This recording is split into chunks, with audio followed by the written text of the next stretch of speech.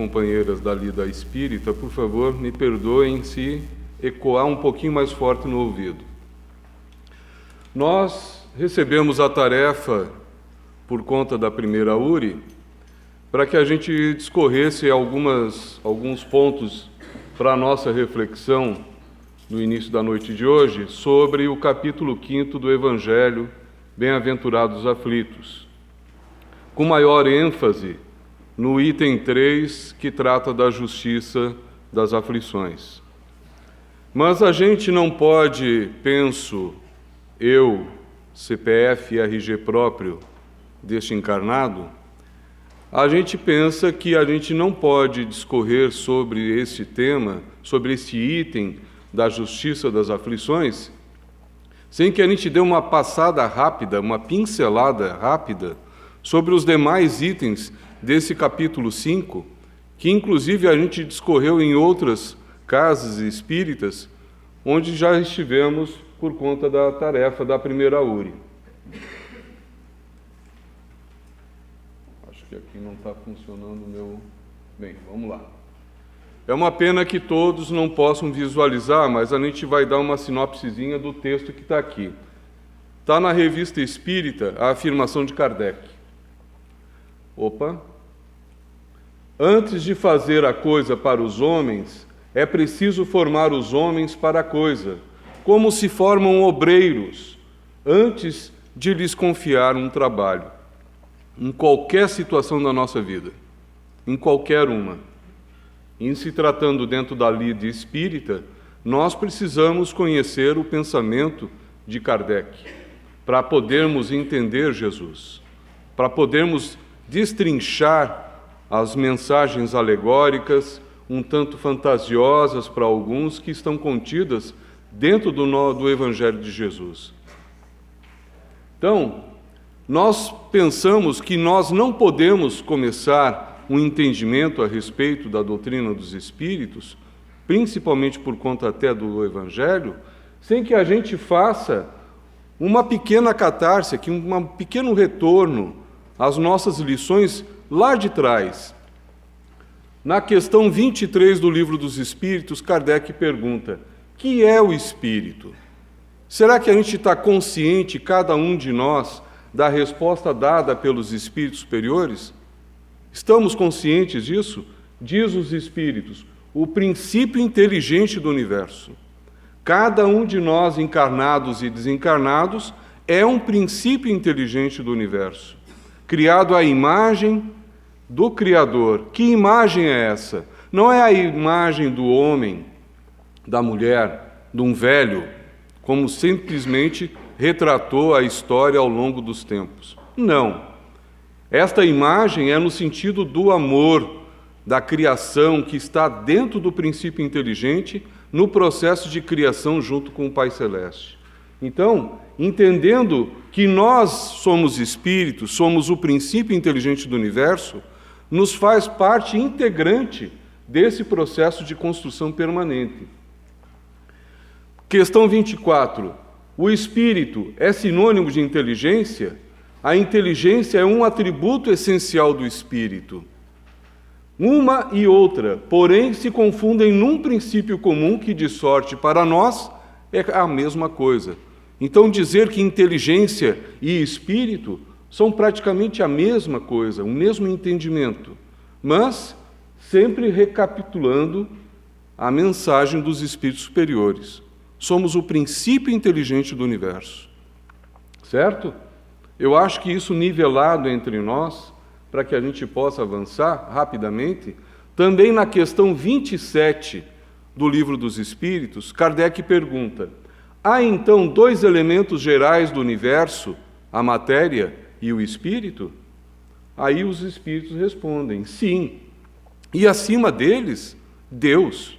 Então podemos dizer aqui que nós temos uma trindade.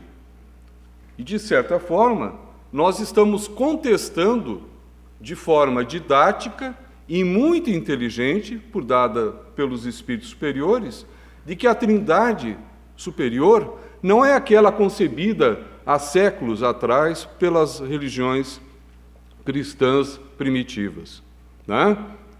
Vocês lembram qual é a trindade que é colocada até como dogma? E Espírito Santo. Então, a doutrina dos Espíritos veio quebrar justamente este dogma. Deus é a suprema inteligência do universo. Isso é claro para todos nós, né? É ou não é? Nossa, vocês estão com frio? Ou tem certeza? Papai do céu é ou não é a suprema inteligência do universo? É, né? E nós somos o espírito, o princípio inteligente do universo. Certo? E o outro elemento é a matéria. Que matéria é essa? A matéria primitiva, o fluido cósmico universal, que dá as condições para todas as condições de matéria que regem dentro do universo. Até aqui, tudo entendido? Para que a gente possa entender os mecanismos das nossas aflições, pelo menos uma parte? Vamos em frente. Então, aqui a gente vai pular e nós vamos entrar aqui, rapidamente, sobre a questão das causas atuais das aflições. Aqui eu botei um bonequinho, uma chargezinha, para chamar a atenção de uma parte das nossas atuais aflições. Ficarmos presos à cibernética, à internet, ao celular, muitas vezes não prestando nem atenção no que está acontecendo em volta, né? Criamos uma aflição na nossa relação interpessoal, interfamiliar, inclusive. Quem já não viveu uma situação de, num restaurante, está todos os componentes da família e cada um, em vez de conversar, está ali plugado, digitando no Facebook, ou seja lá o que for, no zapzinho da vida. Então, uma das nossas vicissitudes atuais, contemporâneas, que a tecnologia, inclusive, nos oportuniza, né? Mas as vicissitudes da vida são de duas espécies, se quisermos, tem duas origens bem diferentes que importa distinguir. Umas têm causa na vida presente e as outras fora desta vida. Certo? Então, recapitulando, Papai do céu, suprema inteligência do universo. Somos o princípio inteligente do universo e nos utilizamos por bondade divina do fluido cósmico universal para que, através da matéria, reencarnemos. Portanto, não é nenhuma novidade para nós que temos uma das causas na vida presente, as nossas aflições. E as anteriores, obviamente, estão fora desta vida, desta encarnação. Todos nós compreendemos isso como espíritas? Podemos ir adiante? Vocês estão muito tímidos. Causas anteriores das aflições. Ora, a causa sempre sendo anterior ao efeito, e desde que não se encontra na vida atual, é que pertence a uma existência precedente. Isso está justamente no item 6 e 7 deste capítulo 5 do Evangelho. A espiritualidade nos mostra que justamente a existência precedente, as existências, são, na verdade, a nossa formatação anterior das nossas aflições atuais. Vamos em frente. Eu esqueci um detalhe. Quanto tempo eu disponho? 40, 45 minutos. Ok. As causas anteriores das aflições também não se deve crer, entretanto, que todo sofrimento por que se passa neste mundo seja necessariamente o indício de uma determinada falta. Trata-se frequentemente de simples provas escolhidas pelo Espírito. Muitos de nós, dentro do movimento espírita, nos equivocamos quando acreditamos que tem uma coisa pré-determinada para as nossas aflições, para as nossas dores. Nós somos os nossos próprios atores, protagonistas da mudança. Cabe a nós identificarmos.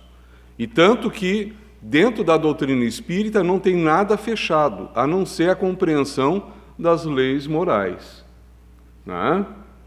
Então, as provas escolhidas pelo Espírito já dá a entender que nós as escolhemos antes de reencarnarmos.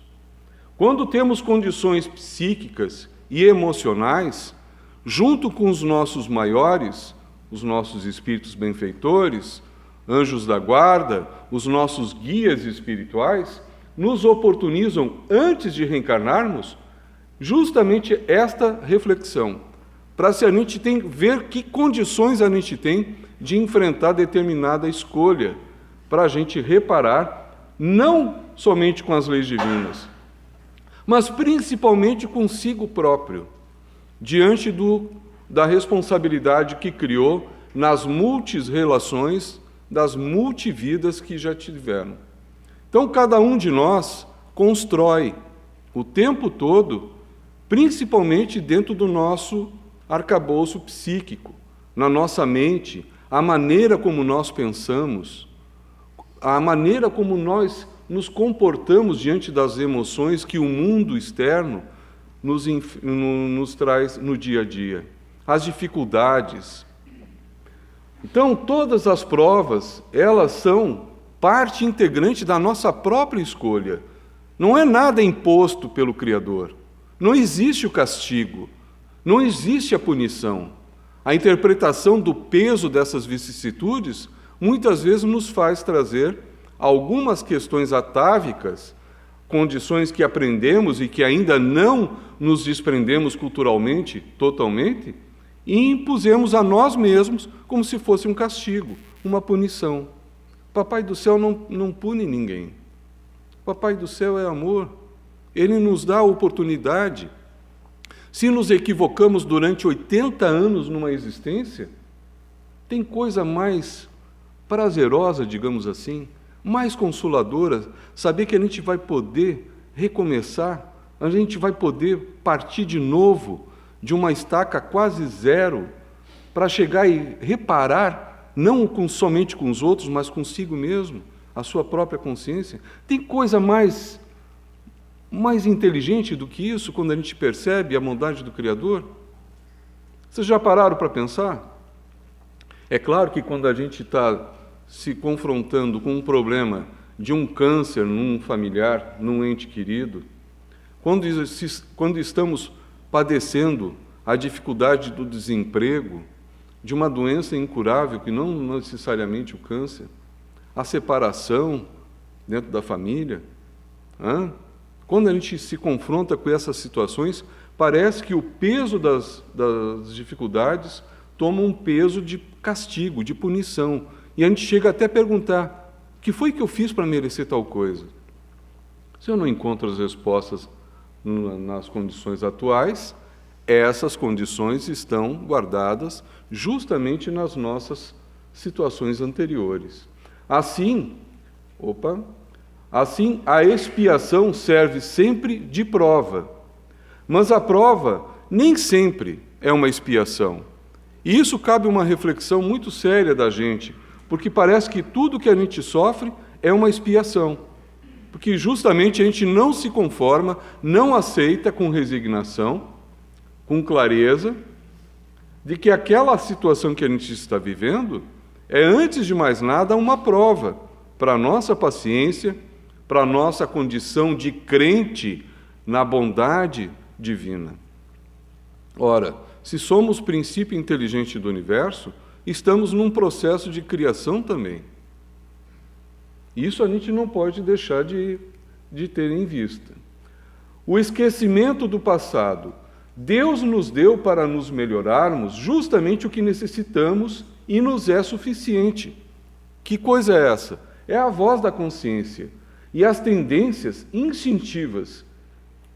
Tudo isso, se analisarmos com muita tranquilidade no sentido de que a gente tem que chegar e se voltar para dentro de si, analisar as suas tendências, principalmente aquelas mais secretas que a gente tem até vergonha de compartilhar numa conversa com um ente querido mais íntimo, né?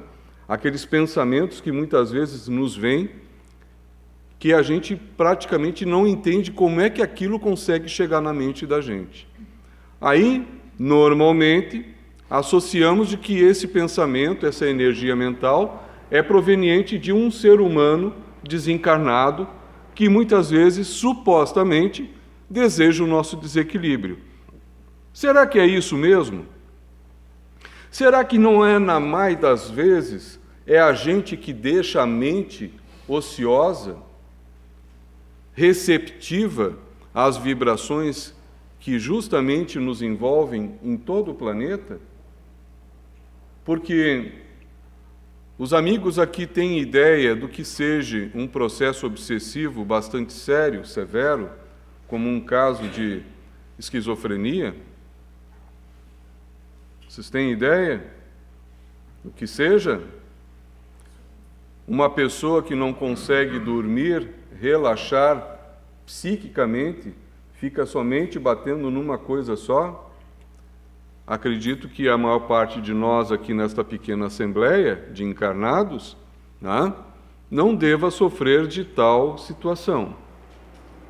Porque quando entendemos de que as energias psíquicas invadem a nossa mente, mas invadem porque nós deixamos que isso ocorra, a gente não toma o devido cuidado em manter um equilíbrio mental fraterno com a gente mesmo, em a gente não se deixar levar por sintonia de irmãos que muitas vezes estão só esperando uma forma de se encostarem junto a nós pedindo ajuda. Só isso.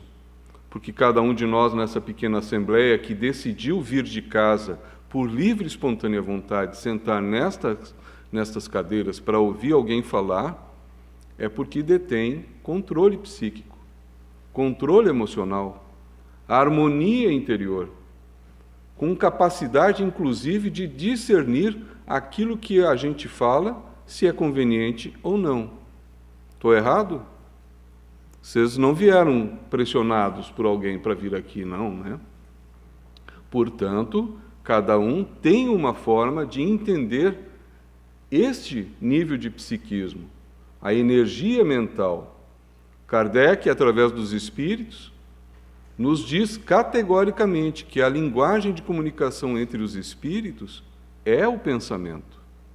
O pensamento é uma energia que é emitida pelo princípio inteligente do universo e que também trabalha com o fluido cósmico universal para que a gente possa metabolizar psiquicamente isso. Então, o cuidado também é nosso.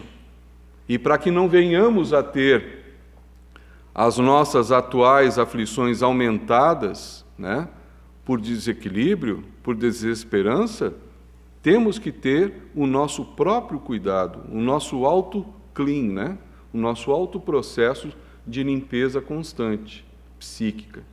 Por isso a amiga que fez aqui a leitura, justamente para chamar a atenção da mente de cada um aqui a sintonizar com o objetivo do trabalho da noite, que é se ligar psiquicamente com as mentes desencarnadas que estão equilibradas e dispostas a aparecer e a transmitir uma energia salutar. Dentro das aflições, uma coisa muito comum nos dias de hoje, mas que no Evangelho está colocado como melancolia, podemos dizer, para os dias atuais, como uma depressão. Quem não conhece um amigo, uma amiga, uma pessoa da sua relação que não venha a estar sofrendo de depressão? Ou mesmo cada um de nós aqui. Quem é que já não teve um episódio em torno dessa situação? E o Evangelho nos traz justamente uma compreensão a respeito da melancolia, da depressão, que passa batido por nós.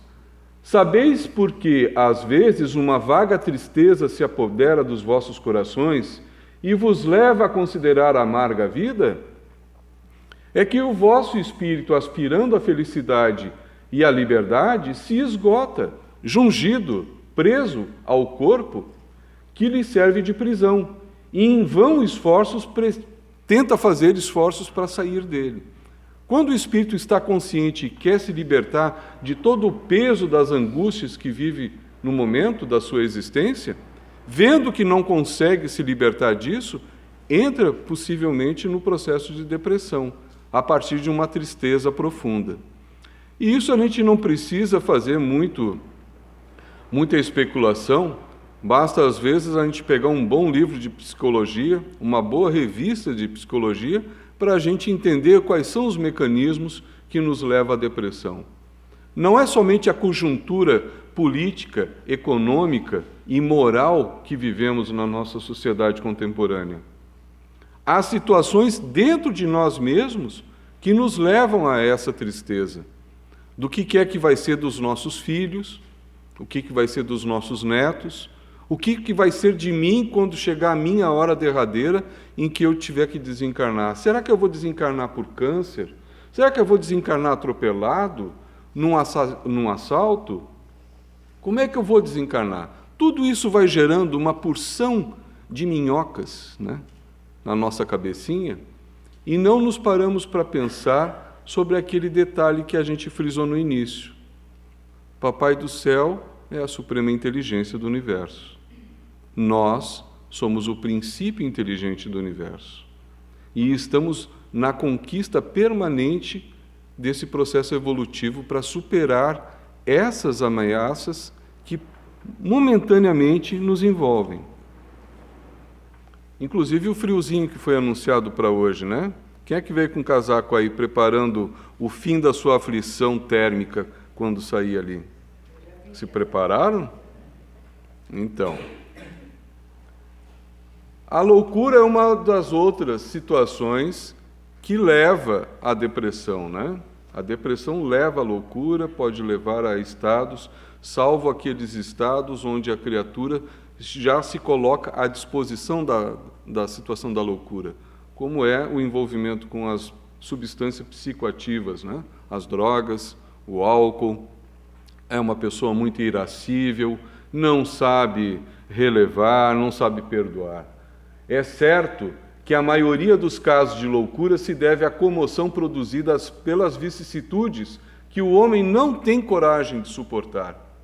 Kardec, na Revista Espírita, ele nos afirma de que a coragem, ela não tem mérito nenhum em época de paz, em época de sossego. A coragem, ela tem realmente um grande valor, um maior mérito, quando nós estamos num combate, mas não no combate de uma guerra, como a gente está acostumado a ver aí. Mas na luta, na guerra, no combate interno com a gente ter a coragem de enfrentar a gente mesmo e mudar alguns parâmetros, mudar algumas formas de pensamento e mudar, inclusive, os pontos de vista que nós temos, muitas vezes, muito obtuso. Vamos tocar numa ferida contemporânea social? O que podemos dizer dentro da discussão, por exemplo, que está bem pontual sobre as questões de gênero dentro da sociedade humana contemporânea? Desde que o homem é homem, desde que a sociedade humana se agregou, há sempre a busca dentro da sua questão da sua sexualidade.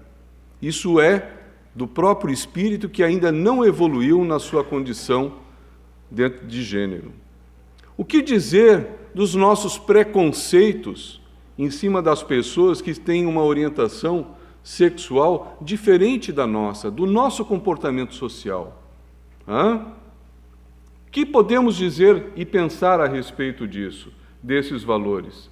Quem de nós pode realmente questionar a liberdade de escolha sagrada daquele princípio inteligente que optou, ele escolheu, ela escolheu para vir transgênero, para não vir disso, para vir daquele outro jeito?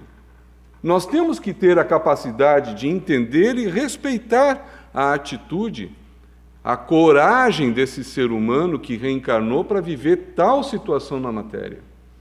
Não somos dignos de apontar o dedo para ninguém, porque quando apontamos o dedo para alguém, tem outros 3 apontados para a gente mesmo, para questionamento dos nossos valores. Esse é um debate que nos incomoda profundamente, porque os padrões vigentes na nossa sociedade contemporânea ainda é de muito desprezo, de muito preconceito e de muito sofrimento a seres humanos que fizeram uma livre escolha dentro do seu processo evolutivo. Eu não concordo, não gosto, mas não posso me dar ao disparate de querer condenar, julgar um outro ser humano por conta disso. Até porque tem um adágio popular que diz que pau que dá em Chico também dá em Francisco, né? Não é verdade? Quem pode dizer que não vai ter um filho, uma filha, um neto, um parente bem chegado da nossa família, que não tenha vindo justamente para testar a nossa capacidade de tolerância diante das diferenças? Seríamos hipócritas em analisar de que não temos esse risco? Como é que a gente analisa? Como é que a gente avaliaria? Porque esse é um processo de vicissitude para justamente testar a nossa capacidade de tolerância, de entendimento e respeito à liberdade de escolha do próximo. Reflitamos sobre isso na nossa mente, porque o preconceito é uma das questões que leva atualmente, já desde muito tempo, até a própria literatura espírita, principalmente a literatura romanceada, traz alguns informes do que o preconceito secular, em nome das religiões, em nome das posições sociais, fizeram em cima de pessoas que não conseguiram vencer a si mesmas. Né?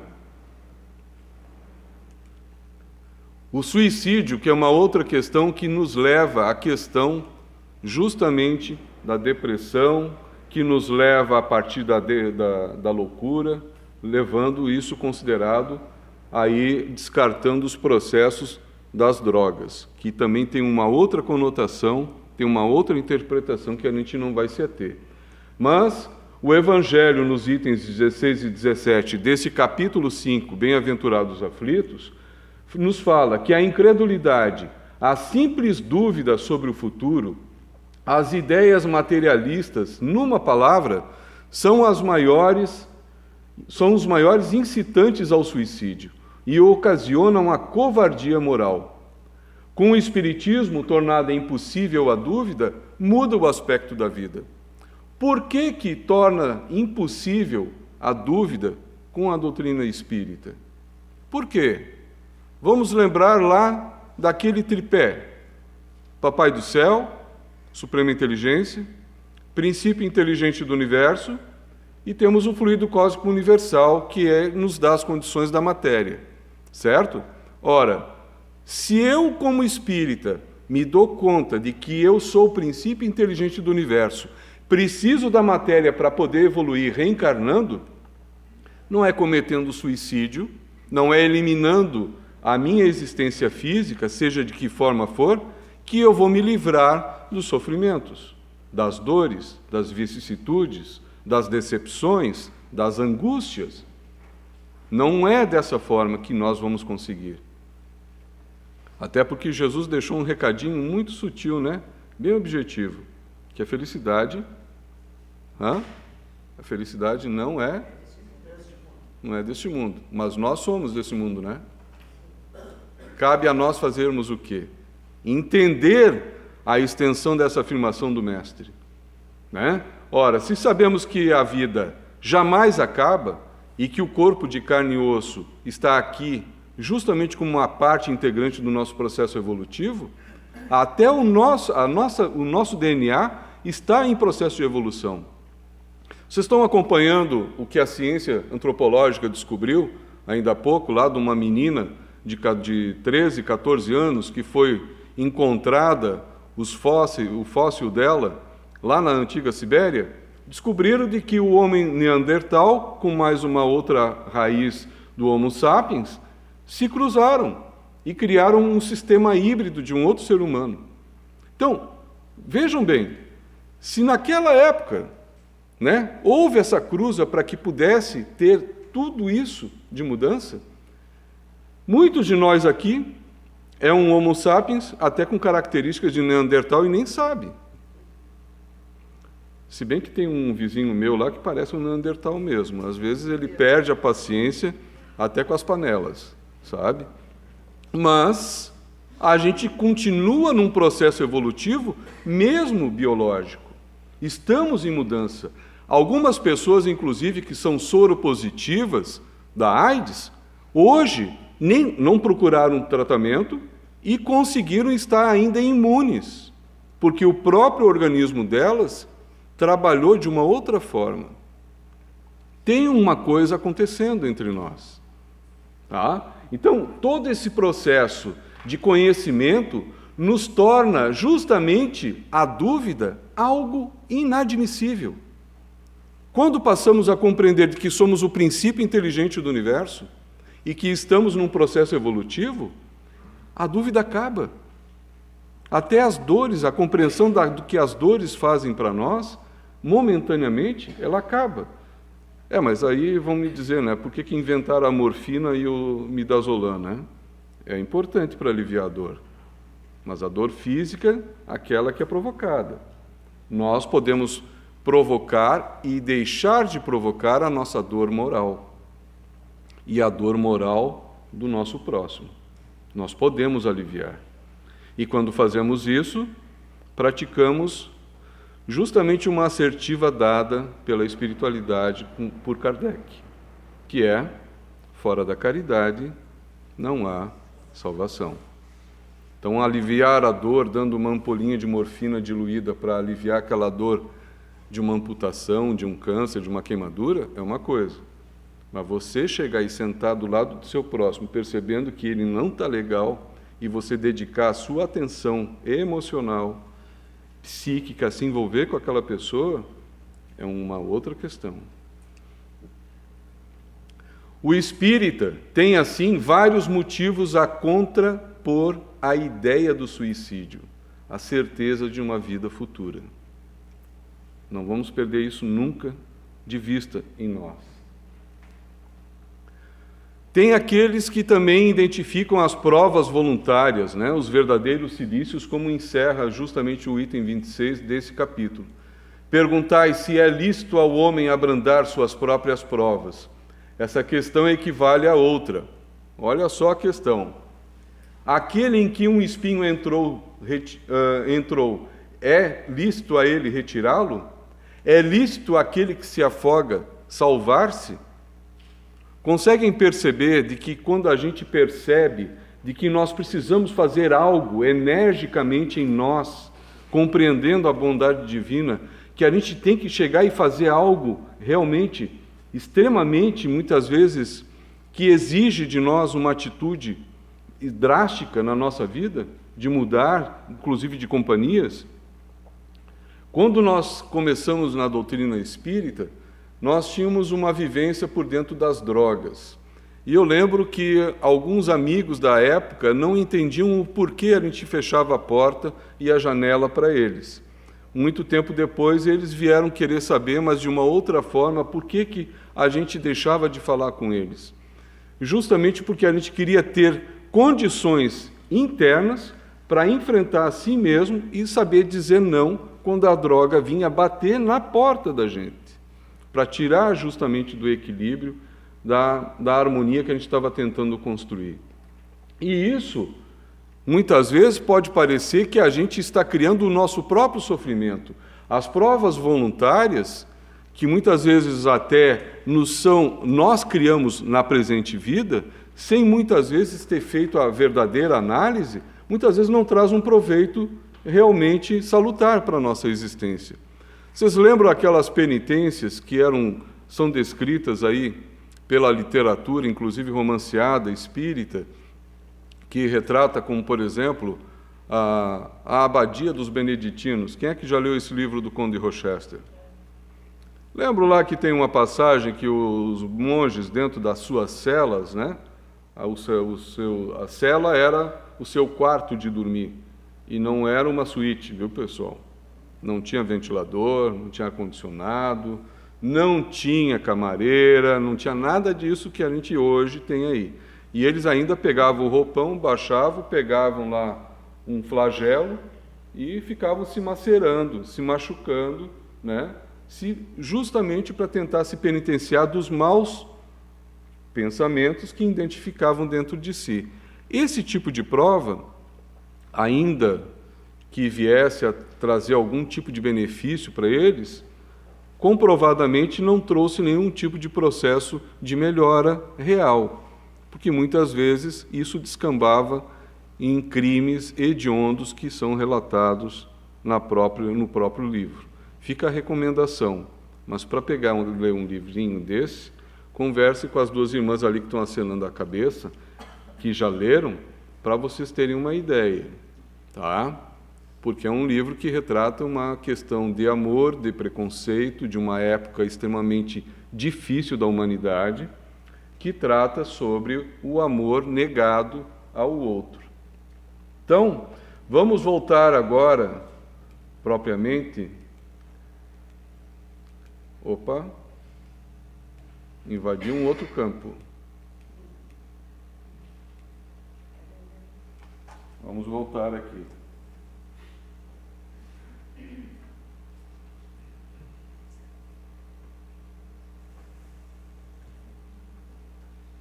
Tem uma imagem aqui que a gente vai trabalhar. Acho que aqui eu vou ter que sair aqui mesmo.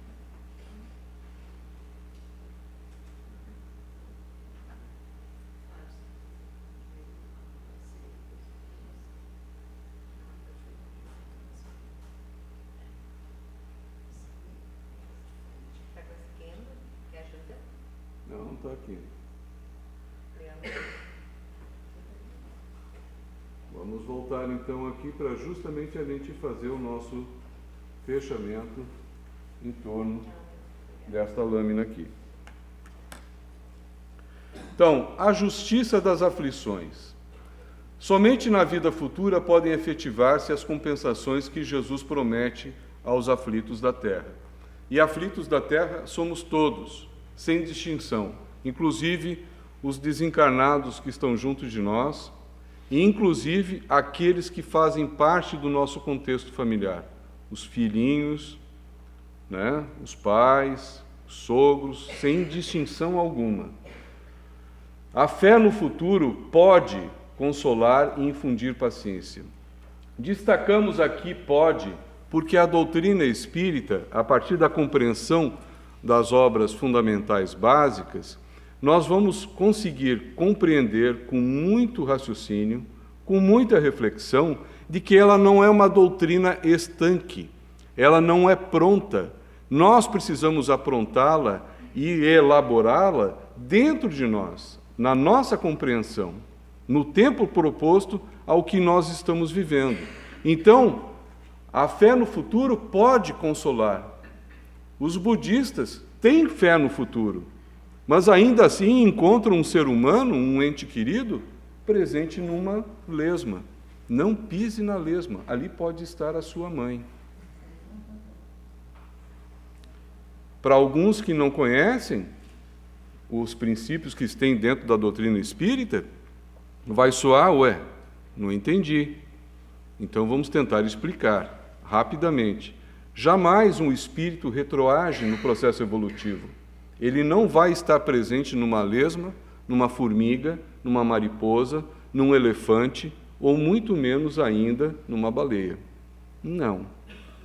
O princípio inteligente do universo, ele pode estacionar no processo evolutivo, mas retroagir e voltar a ser um bichinho, não. Mas para compreendermos esta afirmação, e esta afirmação ela é dada não de uma forma dogmática fechada, é através de uma lógica de raciocínio. E aí tem que entender, estudando o livro dos Espíritos, estudando o livro A Gênese, participando de grupos de estudos dentro da casa, para poder alcançar esse raciocínio.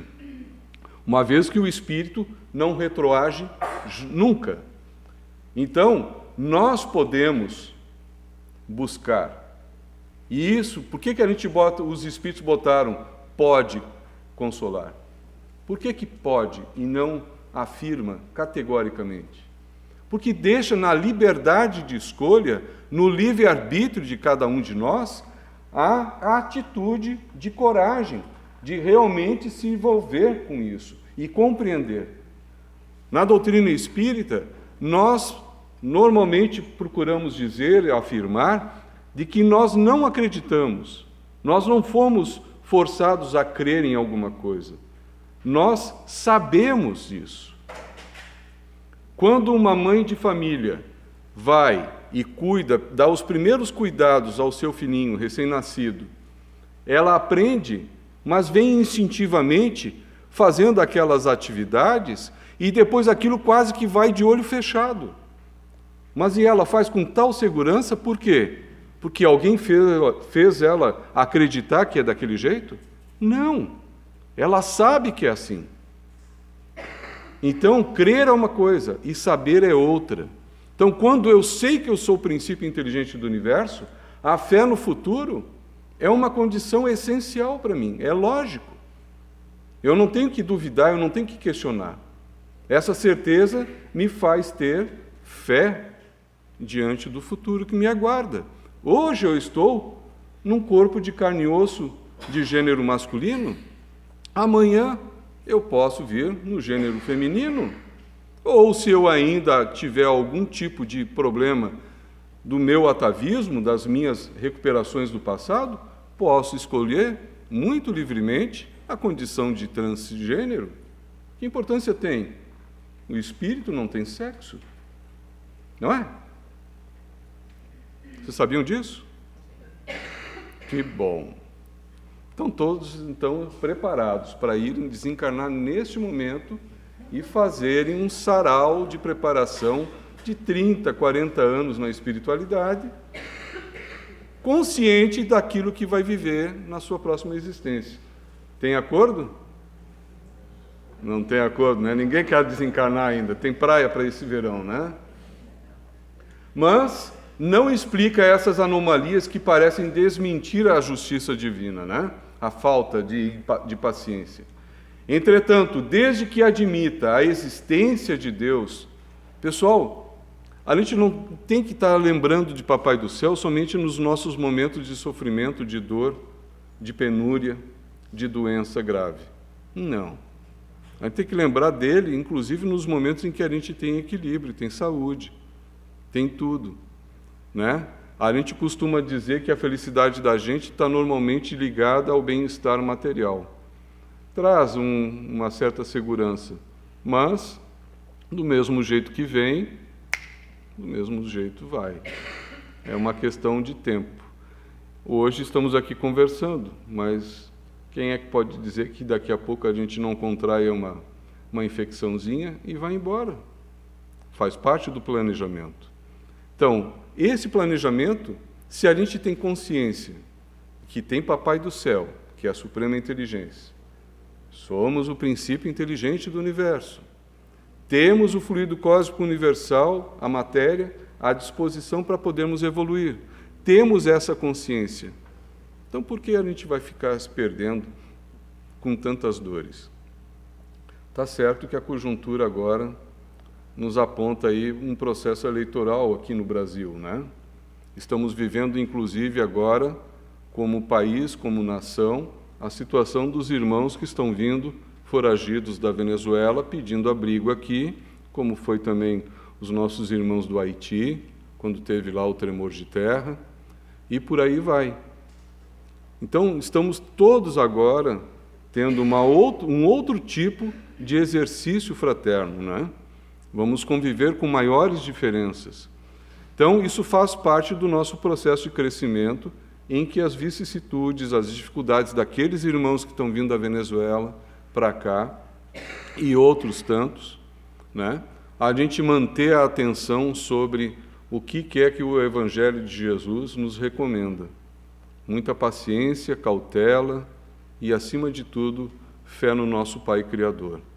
A gente agradece a atenção de cada pessoa aqui e a gente espera que cada um também possa fazer a sua devida reflexão a respeito dos temas, das pinçadas que a gente deu aqui. A gente procura sempre trazer uma luzinha para refletir a respeito do que nós estamos vivendo no agora. A época de Jesus já foi, mas as lições são imorredoras. Kardec nos trouxe, numa época de conturbério filosófico e moral, ético, profundo da sociedade ocidental, as informações que hoje estamos reelaborando dentro de nós. Então, precisamos caminhar para realmente, primeiro, fazer aqui dentro da gente um mundo de regeneração. Sem isso, não tem regeneração nenhuma acontecendo no nosso planeta. Papai do céu nos abençoe a todos. Obrigado pela atenção.